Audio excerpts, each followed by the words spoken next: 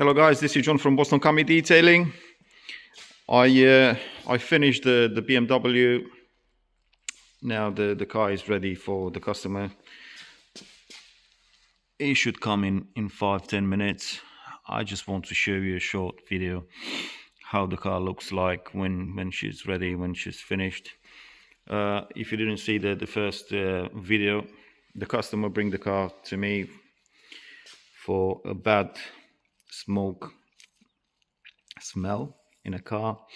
So what I did a full interior detailing, steam cleaning and ozone treatment on the entire car.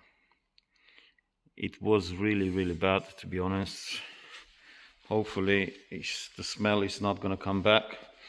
If it's coming back, I'm just gonna need to repeat the ozone treatment until the smell will completely disappear.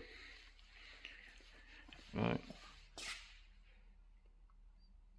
just a quick look. She is back to showroom condition, and I hope the customer is going to be very happy with the finish and with the smell inside this car.